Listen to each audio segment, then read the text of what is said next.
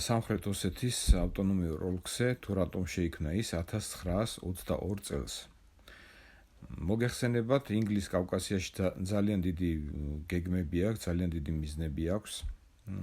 მას უნდა შავი ზღვიდან გავიდეს კასპიის ზღვაზე, კავკასიის გავლით და დამოუკიდებელი აფხაზეთი, სწორედაც რომ ინგლისის გეგმაა.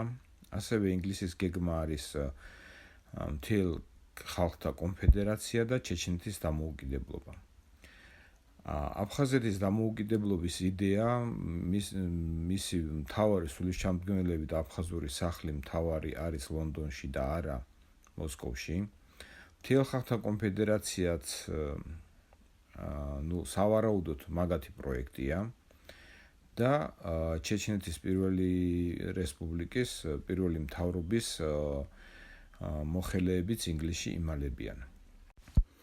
მიაქციეთ ყურადღება იმას, რომ რუსეთი დღემდე არ იერთებს აფხაზეთს და არც ანვითარებს მას. რუსეთს რომ უნდოდეს აფხაზეთის მიერთება, ის უკვე დიდი ხანია მიერთებდა, როგორც მიიერთა ყირიმი, მაგრამ რუსეთისთვის აფხაზეთის მიერთება არის გრძელვადიანი ნაღმი, რადგანაც დროთა განმავლობაში რუსეთის სიტლანქიდან გამომდინარე, რუსეთის უზარმაზარი ტერიტორიიდან გამომდინარე, რუსების უტვინობიდან გამომდინარე, აფხაზეთში ჩასახლდება მთელი ჩრდილოეთ კავკასია, აფხაზეთი გახდება მუსულმანური. იქიდან გამოიდევნება ყველა.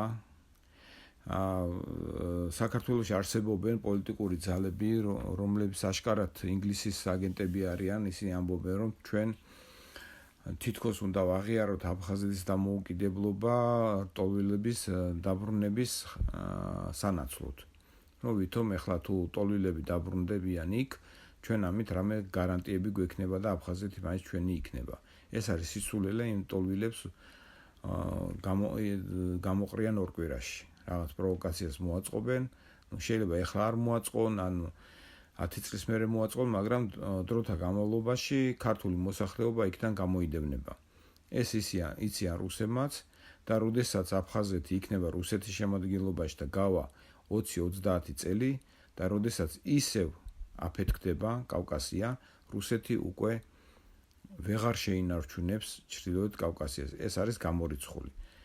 და ეხლა წარმოიდგინეთ, მთელი ჩრდილოეთ კავკასია თუ აფეთქდა და ამას მხარი დაუჭირა ინგლისმა, თავისი აგენტურით, თავისი სიმძლავრეებით, რუსეთის საზღვარი გავა მდინარე დონზე.